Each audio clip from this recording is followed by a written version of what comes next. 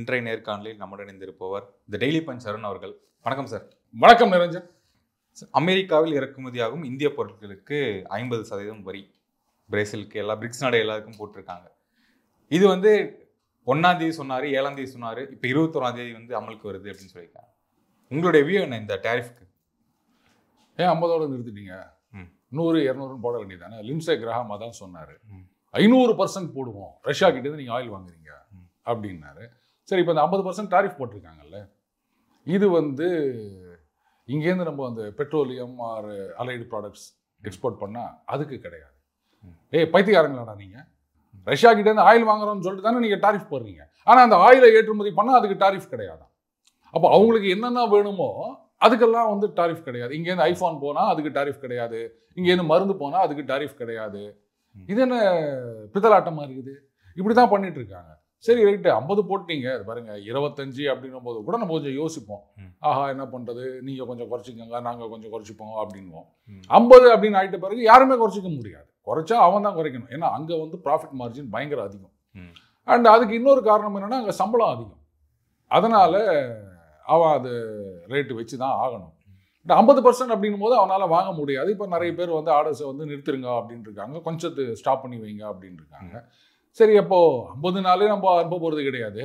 100 500 5000 போட வேண்டியது தானே. என்ன அண்ணங்கிட்ட தானே கேட்குற, இன்னும் சேர்த்து போடு இன்னொரு 100% அப்படின்னு. சரி, இப்போ நாளைக்கே ரஷ்யா உக்ரைன் யுத்தம் நின்றுது அப்படின்னு சொன்னால் உடனே இந்த டாரிஃபை வித்ரா பண்ணுவாங்களான்னா சான்ஸே கிடையாது. குறைஞ்சது 25% அவர் வச்சுட்டு தான் இருப்பார். இது அங்கே அவங்க அடி வாங்கும். எதனால இது பண்ணுறாரு?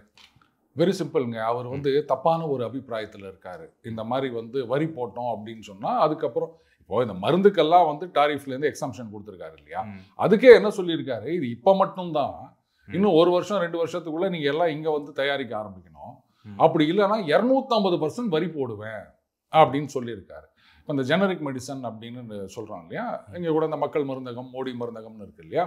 ஸோ அந்த பேட்டன்டட் அப்படின்னும் போது அந்த பிராண்டட் மெடிசன் அது விலை அதிகமாக இருக்கும். அதனுடைய ஜெனரிக் வெர்ஷன் ஆஃப் பேட்டன்ட் விலை ரொம்ப கம்மியாக இருக்கும்.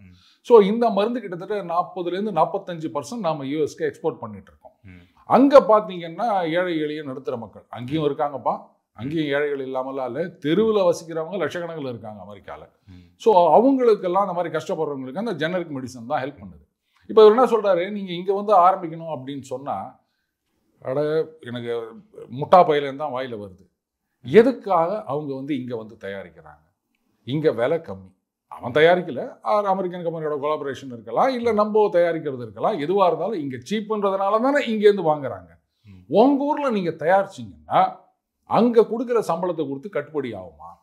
இதுதானே பிரச்சனை. இப்போது அமெரிக்காவில் பார்த்தீங்கன்னா கார் கம்பெனிகள் இருக்குங்க, அவங்களே என்ன பண்ணுறாங்க, பக்கத்தில் இருக்க மெக்சிகோவில் தயாரித்து அமெரிக்காவுக்கு கொண்டு விற்கிறாங்க. ஏன்னா அங்கே சீப் லேபர் அப்படின்னு.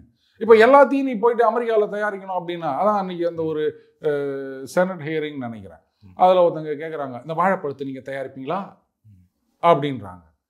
அப்போ இங்கே தயாரிக்கணும்னா எவ்வளோ செலவாகும்? கட்டுப்படி ஆகாது. யார் காசு கொடுத்து வாங்குவாங்க? நான் ஒன்றே ஒன்று சொல்லவா, இப்போ இந்த வரி போட்டுக்கிறார்ல, இந்த பிரிக்ஸ் நாடுகள் மட்டும் இல்லை, அவர் மாத கடைசியில் வந்துடுவாருங்க, ஒரு பெரிய போர்டு வச்சுருப்பார், வச்சுட்டு இந்த நாட்டுக்கு இவ்வளோ அப்படின்னு ஒன்று போட்டுட்டு இருப்பார். இந்த வரிகளை எல்லாம் கட்டப்போவது அமெரிக்க மக்கள். ரிவர்ஸில் நான் ஒன்று சொல்லவா, நீங்கள் என்ன பண்ணுங்க, அமெரிக்காவிலேருந்து எக்ஸ்போர்ட் பண்ணுறீங்க பாருங்கள், அந்த சாமானுக்கெல்லாம் வரி போடுங்க. அப்போ என்ன ஆகும், லேட்டஸ்டே அமெரிக்காவிலேருந்து கம்ப்யூட்டர் வருது அப்படின்னு வச்சுப்பாங்க, $1000 அப்படின்னா நீங்கள் அதுக்கு 50% வரி அப்படின்னு போடுங்க. அப்போ என்ன ஆகிடும், $1500. அந்த $1500 யார் கட்ட போகிறாங்க? எங்கே விற்கிறீங்களோ அவங்க தான். இப்போ நமக்கு 1000 ரூபாய்க்கு வந்துட்டு இருக்கிறது 1500 வருதுன்னா அந்த 500 நாம தானே கொடுக்க போகிறோம். அப்போது மற்ற மக்களுடைய பணம் உங்கள் நாட்டுக்கு வரணும்னா எக்ஸ்போர்ட்டுக்கு வரி போடுங்களேன் அப்படின்னு சொல்லி பாருங்க. அப்போ தெரியும் சுத்தமாக ஒன்றுமே எக்ஸ்போர்ட் பண்ண முடியாது. இப்போவே இம்போர்ட் பண்ண முடியாததுனால பல விஷயம், நமக்கு ஒரு வரி போட்டு நம்ம இங்கிருந்து இந்த துறைகள்லாம் பாதிக்கணும், இந்தியா பாதிக்கணும், பொருளாதாரத்தில் பாதிக்கணும், அதுதான் அவங்களுடைய கான்செப்ட். இல்லை, பொருளாதாரத்தில் பாதிக்கணும் அப்படின்றத விட அவர் ஒரு தப்பான அவரும் அதான் சொன்னாரு, என்ன பொருளாதாரம் பாதிக்க போகுது, செத்து போன பொருளாதாரம் உங்களுக்கு அப்படிங்கிற மாதிரி சொன்னார். சரி, செத்து போன பொருளாதாரம்னா அதுக்கே இவ்வளோ இம்பார்ட்டன்ஸ் கொடுத்துருக்கிறேன். டெட் ஹார்ஸுக்கு போயிட்டு நீங்கள் அதை பண்ணக்கூடாது இதை பண்ணக்கூடாதுன்னு கண்டிஷன் போடுவீங்களா? ஓடுற குதிரைக்கு தாங்க நீங்கள் கண்டிஷன் போட முடியும். செத்து போன குதிரைக்கு கண்டிஷன் போட்டுனுக்கிற நீ எல்லாம் ஒரு பிரசிடென்ட் ஆடா அப்படின்னு திருப்பி கேட்டால் என்ன பண்ணுவார் அவர்? யாரும் அங்கே கேட்கறது இல்லை. அங்கே இருக்கவங்களே இப்போ வந்து புலமைனுகிறாங்க, ஐயோ என்ன இது மாதிரி பண்ணிக்கிறாரு. குறிப்பாக இந்தியா மேலே போட்ட வரி ரொம்ப ரொம்ப தப்பு. நீங்கள் சைனா தான் நமக்கு காம்படிட்டர் மட்டும் இல்லாமல் கான்ஸ்பிரேட்டர். அவங்கள கண்டெயின் பண்ணணும் அப்படின்னா நமக்கு இந்தியா முக்கியமான தேவை. நீங்கள் இப்படிலாம் வரி போட்டு இந்தியா வந்து மறுபடியும் ரஷ்யா சீனா பக்கம் தள்ளி விட்டுடுறீங்க. இவங்க 3 பேரும் ஒன்று சேர்ந்தாங்கன்னா நாம வந்து படுகொலியில் விழுந்துருவோமே, இந்த மாதிரி பண்ணிட்டு இருக்கீங்களே அப்படின்னு அவங்க எல்லாம் கேட்டுட்டு இருக்காங்க. இன்னைக்கு நேரத்தில் 1930 இதே மாதிரி வரி போடுறதுன்னு ஆரம்பிச்சாங்க. அப்பவும் அது வரி குதிரையா இருந்தது அமெரிக்கா. அப்போ பார்த்தீங்கன்னா கிட்டத்தட்ட 1000 எக்கனாமிஸ்ட் அவங்க வந்து பிரசிடென்ட்டுக்கு எழுதுறாங்க, இந்த மாதிரிலாம் பண்ணாதீங்க, ரொம்ப தப்புங்க, இது நாட்டையே நாசம் பண்ணிடுங்க அப்படின்னு. கேட்கல. அதுதான் வந்து கிரேட் டிப்ரெஷன் அப்படின்னு ஆச்சு. அமெரிக்காவோட ஏற்றுமதி இறக்குமதி எல்லாமே குறைஞ்சிது, உலக வர்த்தகமே குறைஞ்சிது. அதுக்கப்புறமா தான் அதை வந்து ஒழிச்சு கட்டினாங்க. செகண்ட் வேர்ல்டு வார் முடிஞ்ச பிறகு இதிலெல்லாம் ஒரு யூனிஃபார்மிட்டி வேணுன்றதுக்காக தான் general agreement on trade and tariff GATT அப்படின்னு ஆரம்பிச்சது 1947. அதுக்கப்புறமா அது வேர்ல்டு ட்ரேட் ஆர்கனைசேஷன் அப்படின்னு மாறிச்சு. இந்த வரிகள் எல்லாம் WTO கம்ப்ளைண்ட் கிடையாது. அங்கே போயிட்டு யாராவது வந்து புகார் கொடுத்தாங்கன்னு சொன்னால் காரி துப்பிடுவாங்க. ஆனால் அவர் அதை பற்றிலாம் கவலையே படுறது கிடையாது. WHO ரைட் வெளில போ அப்படின்றாரு. UN மதிக்கிறது கிடையாது. அஃப்கோர்ஸ் UN ஒன்றுமே இல்லை, அதுதான் உண்மையில் செத்து போன பாம்பு அப்படின்னு சொல்லணும். இந்த வரி போட்டதுனால பாதிக்கிறது யாருன்னா அமெரிக்க மக்கள். அது புரிய மாட்டேது அவங்களுக்கு. எல்லா கம்பெனியும் வந்து அமெரிக்காலேயே கொண்டு வந்து ஆரம்பிக்கிறான் அப்படின்னு சொன்னால் அதுக்கப்புறம் அவங்க தயாரிச்சாங்கன்னா வாங்குறதுக்கு அந்த ஜனங்களால் கட்டுப்படி ஆகாதுங்க. ஏன்னா அங்கே இருக்கிற விலைவாசி அந்த மாதிரி அண்டு சம்பளம் அந்த மாதிரி. அங்கே பார்த்தீங்கன்னா ஃபெடரல் மினிமம் வேஜஸ் அப்படின்றது $7.5 per hourன்னு நினைக்கிறேன். சில ஸ்டேட்லலாம் பார்த்தீங்கன்னா மேக்ஸிமம் $17.5 இருக்குதுங்க. ஆனால் ஆக்சுவல் ரேட் வந்து $30 $33 வரைக்கும் ஒரு மணி நேரத்துக்கு. ஓகே, ஸ்டேட் ஃபிக்ஸ் பண்ணது 17.5 நியூயார்க்லேயும் வாஷிங்டன் டிசிலையும். ஆனால் அங்கே அந்த வேலை கூலிக்கு வரமாட்டாங்க, 30 அந்த மாதிரி போகுது.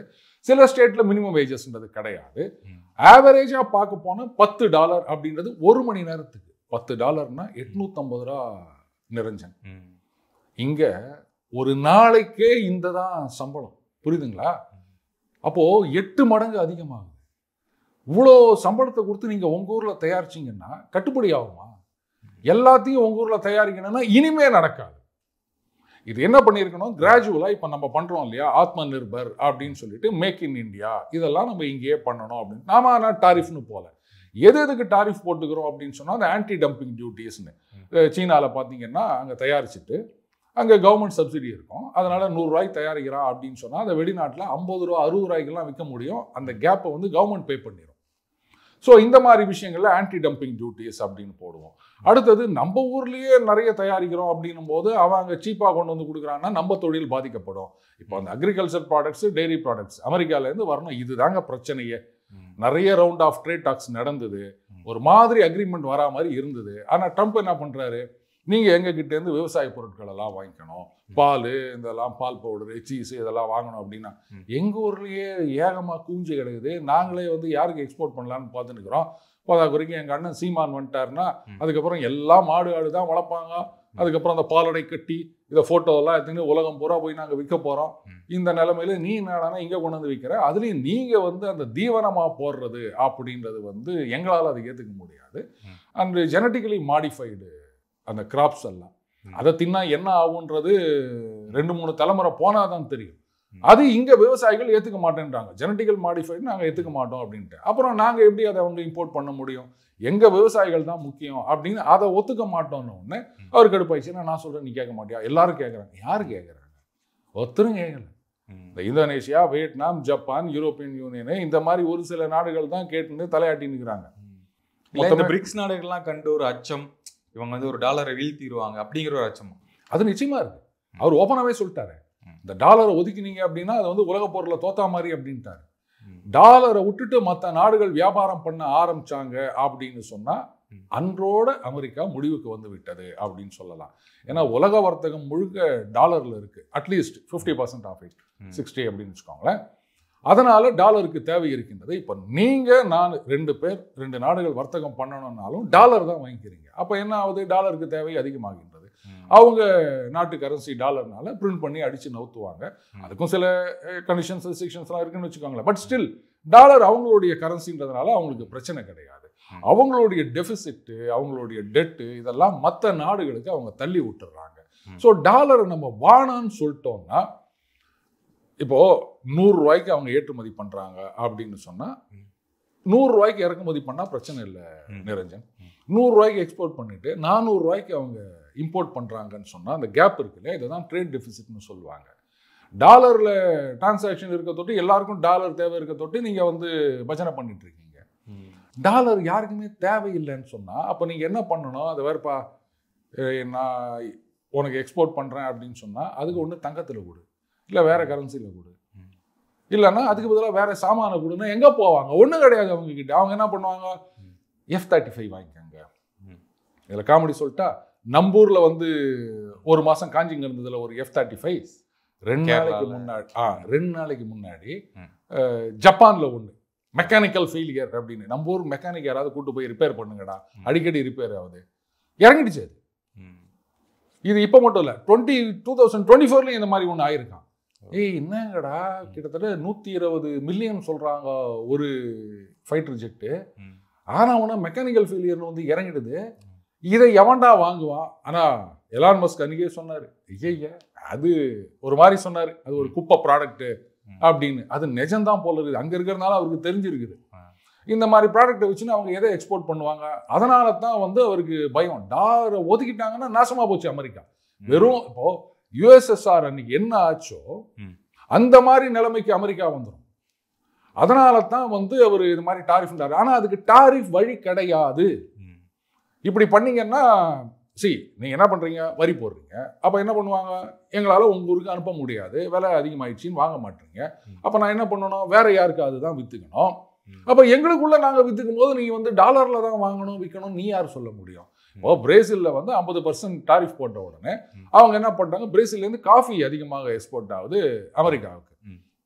சரி, நீங்க வரி போட்டீங்க, எங்க காஃபி யாரும் வாங்க மாட்டேங்கிறாங்க. அப்ப என்ன பண்றதுன்னு சீனா சொன்னாங்க, வாங்க வாங்க வாங்க எங்க ஊருக்கு அனுப்புங்க, நாங்க வாங்கிக்கிறோம் அப்படின்ட்டாங்க. இப்போ அவங்க கிட்ட போய் டாலர்ல தான் நீ வந்து வியாபாரம் பண்ணணும் நீ யார் சொல்றதுக்கு? ஓ நாட்டுல அங்க அந்த அதிபர்கிட்ட பேச ரெடியா இருக்குன்னு ட்ரம்ப் சொல்றாரு. இந்தியாவுடன் வந்து வர்த்தக பேச்சதே இல்லை அப்படிங்கிறாரு. அந்த கருணை என்ன? அதாவது நானே சொல்லிட்டேன், லூலாக்கு சொன்னாரு போன் லைன்ஸ் ஆர் ஓப்பன், எப்போ வேணா பேசலாம் அப்படின்னு. அதுக்கு லூலா என்ன சொன்னார்? பேச மாட்டேன், நான் மோடி கிட்ட பேசுவேன், ஜிங்குபிங்கு கிட்ட பேசுவேன், புட்டின் கிட்ட இப்ப பேச மாட்டேன், ஏன்னா இப்ப அவரால் வர முடியாது எங்கேஜ், நான் மற்றவங்க கிட்ட பேசுறேன், உங்ககிட்ட பேச மாட்டேன் அப்படின்ட்டாரு. பிரேசில் அப்படின் போது அது விவகாரம் வேற. ஆனா இந்தியன் பிரைம் மினிஸ்டர் நான் பேச மாட்டேன்னு சொன்னாலோ ஆர் இந்த மாதிரி தீபாவளி ஆஃபர் மாதிரி கொடுத்து அவர் பேசலைன்னாலோ மிகப்பெரிய அசிங்கமாயிரும். சார் என்ன சார் நீங்க ஓவரா பில்டப் கொடுக்குறீங்க அப்படின்லாம் கேட்காதீங்க. நான் வந்து ஃபேக்ட்ஸ் அண்ட் ஃபிகர்ஸோட தான் பேசுறேன். லிண்ட்சே கிரஹாம் அவர் தான் சொன்னாரு இந்தியா மேல 500% டேக்ஸ் கொண்டு வர போறோம்னு சொன்னாரு. அவரு நேற்றுக்கு என்ன சொல்லியிருக்காரு ட்வீட் போட்டிருக்காரு, இந்தியா நீங்க வந்து புட்டின் கிட்ட பேசணும், சமாதானத்துக்கு ஒத்துக்க சொல்லணும், ஏன்னா உங்களுக்கு இன்ஃப்ளூயன்ஸ் இருக்குது, நீங்க வந்து ரஷ்யா கிட்ட இருந்து செகண்ட் லார்ஜஸ்ட் ஆயில் வாங்குறீங்க, அதனால நீங்க சொல்லுங்க. சரி, நம்ம செகண்ட் லார்ஜஸ்ட் தானே, ஃபர்ஸ்ட் லார்ஜஸ்ட் யாரு? சீனா தானே. அப்ப சீனா கிட்ட சொல்ல வேண்டியது தானே. அப்ப அவங்களுக்கே தெரியுது சீனாவுக்கு எந்த விதமான இன்ஃப்ளூயன்ஸும் கிடையாது, வேற வழி இல்லாம இப்ப ரஷ்யாவும் சீனாவும் வியாபாரம் பண்ணிட்டு இருக்காங்க. ஒரு அவசரத்துக்காக தானே தவிர அது வந்து நீண்ட நாள் நட்பு கிடையாது. ஏன்னா ரஷ்யாவுக்கு தெரியும் சீனாவை நம்ப முடியாதுன்னு, இது உலகத்துக்கே தெரியும். அதனால தான் இந்தியன் பிரைம் மினிஸ்டர் கிட்ட கேட்கிறாரு, நீங்க புட்டின் கிட்ட பேசுங்க, அவரை வந்து சீஸ்ஃபயருக்கு ஒத்துக்க சொல்லுங்க அப்படின்னு. அப்போ அந்த நிலைமையில இந்தியாவை அவங்க வச்சிருக்கும் பொழுது இவர் ஆஃபர் கொடுத்து இந்தியன் பிரைம் மினிஸ்டர் பேசலைன்னு சொன்னா அங்க இருக்கவங்க எல்லாம் கழுவி ஊத்த மாட்டாங்க. அதனால தான் அடுத்தது 27ஆம் தேதி இந்த டாரிஃப்லாம் சொல்லிட்டு 25ஆம் தேதி ஒரு ட்ரேட் டீம் வரதா இருந்தது. இல்ல இப்ப வரமாட்டாங்கன்னு சொன்னா வராட்டா போ என்னப்பா தள்ளி போயிட்டு இருக்கு. அதாவது இது மாதிரிலாம் மெர்சல் காமிச்சா பயந்துருவாங்கன்னு நினைக்கிறாரு. நம்மளை பொறுத்த வரைக்கும் நமக்கு நல்லாவே தெரியும். ரைட்டு, நீங்க இழுக்கடைக்கிறீங்களா பிரச்சனையே இல்லை. இன்னும் ஒரு 3 மாசத்துல இந்த வழிக்கு வரணும் அப்படிங்கிற இந்த டைம் இல்ல அவர் என்ன நினைக்கிறார், அதான் நான் சொன்னேன்ல, மெர்சல் காமிச்சா வழிக்கு வந்துருவாங்கன்னு நினைக்கிறாரு. அது நடக்காது. இன்னும் ஒரு 3 மாசம் 6 மாசம் நம்மளால தாக்கு பிடிக்க முடியும். ஆனா 6 மாசத்துக்கு அப்புறம் அமெரிக்காவால தாக்கு பிடிக்க முடியாது. விலைவாசி எல்லாம் கண்ணாபின்னான்னு ஏறும், தட்டுப்பாடு நிறைய வந்துடும். ஏன்னா இந்த பக்கம் மெக்சிகோல இருந்து தக்காளி போயிட்டு இருந்தது, நடுவில் ஆரம்பிச்ச உடனே அங்க இருக்க கிளாடியா அவங்க என்ன பண்ணிட்டாங்க, அப்படியா நிறுத்துறா தக்காளியா, நாம ரோட்ல ஜாம் போட்டு சாப்பிடுவோம், அப்படின்னோடனே அங்கே தக்காளி விலை ஏறி போயிடுச்சு, ஆடி போயிட்டாங்க. இந்த மாதிரி முக்கியமான விஷயங்களாம் நம்ம அனுப்ப மாட்டோம்னா அதுக்கப்புறம் நீ தான் அடி வாங்க போற. விலைவாசி கண்ணாபின்னான்னு ஏற போகுது. ஏன்னா ஒரு 3 மாசத்துலேருந்து 6 மாசம் டைம் அங்கே இருக்க எல்லாரும் சொல்லிட்டு இருக்காங்க இது மாதிரிலாம் பண்ணாதீங்கன்னு. கேட்கல. 6 மாசம் கழிச்சு அவங்களுக்கு புரியும். அப்போ நாம டிமாண்ட் பண்ணலாம். அதனால அவங்க வந்து பேசுறாங்களா இல்லையா அதை பத்தி நமக்கு கவலையே இல்லை. சொல்லப்போனா யூரோப்பியன் யூனியனை அவசரப்பட்டுக்கின்னு அவங்க கிட்ட ட்ரேட் டீல்னு ஒத்துக்கினாங்க. எப்படி அமெரிக்காலேருந்து போறதுக்கெல்லாம் 0%, யூரோப்பியன் யூனியன்லேருந்து போறதுக்கு 15%. இதுக்கு பேர் என்னங்க ட்ரேட் டீலு? இப்போ நம்ம பிரிட்டனோட போட்டிருக்கோம் 0-0. நம்ம கிட்டேருந்து போகிறதுல 99% ஆஃப் த ப்ராடக்ட்ஸுக்கு 0, அங்கேருந்து வரதுல 90% ப்ராடக்ட்ஸுக்கு 0. இதுதான் ட்ரேட் டீல். அது என்ன உனக்கு 15 எனக்கு 20, இல்லை உனக்கு 15 எனக்கு 0, இதெல்லாம் முட்டாள்தனமா இல்லை, ஒத்துன்னு இருக்காங்க அவங்க. ஜப்பான் அந்த மாதிரி தான் ஒத்துக்குச்சு, வியட்நாம் ஒத்துக்குச்சு, இந்தோனேஷியா ஒத்துனுக்குது. ஆனால் இதெல்லாம் நீண்ட நாள் ஓடாது. இதுதான் நம்ம பண்ணணும்னு நினைக்கிறாரு. அதுதான் அவர் நினைக்கிறாரு, அது நடக்காது. இவங்க ஒத்துக்கினவங்களே வந்து இன்னும் ஒரு 6 மாசத்துலேருந்து 1 வருஷத்துக்குள்ள என்ன ஆக போகுது பாருங்க. இதுல என்னன்னா கழுத்து போடல யாருமே, அது தெரியுமா? வெறும் ஓரல் தான். ஓகே, ட்ரம்ப்புடைய அந்த ட்ரூத் சோஷியல் அவர் போடுறாருல்ல, அவ்வளோதான். அதை தான் ஸ்க்ரீன்ஷாட் எடுத்து வச்சுக்கணும் நீங்கள். நாளைக்கு அவர் வந்து இந்த ஈரான் நியூக்ளியர் அக்ரிமெண்ட்டை கீழ்ச்சி போட்ட மாதிரி அதெல்லாம் செல்லாது இன்னொரு 15 அப்படின்னா ஒன்றும் கேட்க முடியாது. அதே ப்ரிவிலேஜ் இவங்களுக்கும் இருக்கு. கழுத்தா போட்டோம், நீங்கள் உங்கள் ட்ரூத் சோஷியலில் இந்த சோஷியல் மீடியாவில் போஸ்ட் பண்ணீங்க, அவ்வளோதான். இப்போ எங்களுக்கு சரிப்பட்டு வரல. ஏன்னா இவங்கெல்லாம் வந்து ஏதோ இனிஷியலாக சரி ரைட்டு நம்ம முதல்ல போயிட்டா நமக்கு ஏதோ கன்செஷன் கொடுப்பாரு அப்படின்னு நினச்சிட்டு போயிட்டாங்க. ஆனால் இப்போ இந்த சீனா, பிரேசில், இந்தியா இது மாதிரி நிறைய நாடுகள் ஒன்னால முடிச்சது பார்த்துக்கோ அப்படின்னு இருக்கும்போது அவங்க பார்ப்பேன், ஒன்றும் அவ்வளோ பெரிய தாதா இல்லை போல இதே எல்லாம் போட்டு அடிக்கிறாங்களேன்னு சொல்லிட்டு அவங்களும் வித்ரா பண்ண ஆரம்பிப்பாங்க. அப்போ தெரியும் அமெரிக்காவுக்கு வலி என்ன அப்படின்னு. நிச்சயமா இது நடக்க போகிறது இருந்துச்சு, அதில் எந்த விதமான சந்தேகமும் கிடையாது. ஓகே, இப்போ தன்னாட்டு மக்கள் தான் இந்த வரினால பாதிக்க போறாங்க. ஒரு இந்தியா வந்து பழிக்கு பழி வாங்கிடணும் அப்படிங்கிற எண்ணத்தில் இருக்க மோடி அவர்களுடைய ஸ்மார்ட் மூவ் என்னவா இருக்க போகுது? Wait and watch. அவசரப்பட வேண்டிய அவசியமே கிடையாது. நாம வந்து டிட் ஃபார் டேட் அப்படின்னு சொல்ல வேண்டிய அவசியம் கிடையாது. நாம வந்து இதுதான் சொல்லணும், காரியமா வீரியமா அப்படின்னா ஒரு காரியம் தான் முக்கியம். எதுவும் பண்ணிடுறோம்பா இதெல்லாம் பேசவே வேண்டாம். நிதானமா இருந்து நம்ம காரியத்தை மட்டும் செஞ்சுட்டு போயிட்டே இருப்போம். அவனை டென்ஷன் ஆகணும், அதுதான் முக்கியம். இப்போ சீமான் அவர்கள் கூட சொல்லுவார், கராத்தேல இவர் வந்து ஏதோ சாதாரண விட்டான், பிளாக் பெல்ட்லாம் வருவாங்களாம், பெரிய பெரிய ஆளுங்களா இருப்பாங்களாம், இவர் வந்து அவன் சோர்வடைகிற வரைக்கும் அப்படி இப்படி ஓடிட்டு அப்புறம் நான் போய் குத்திட்டு வருவேன் அப்படின்னு இருக்காரு. ஸோ அந்த பாலிசி நம்ம ஃபாலோ பண்ணலாம், அதை தான் பண்ணிட்டு இருக்கு. இல்லையா எக்ஸாம்பிள் சீமான் அவர்கிட்ட போறீங்க எங்க ஒரு அருமையான உதாரணம் அப்படின்னும் போது அது சொல்றதுல என்ன தப்பு? உலக அளவில் அண்ணனுடைய அந்த டாக்டிக்ஸ் எல்லாம் நம்ம யூஸ் பண்றோம் அப்படின்னும் போது அதை பாராட்டுவீங்களா? அதையும் இப்படி நக்கல் பண்றீங்க நீங்க? ஓகே சார், உங்கள் நேரத்துக்கு மிக்க நன்றி. வணக்கம் சார். நன்றி நிரஞ்சன்.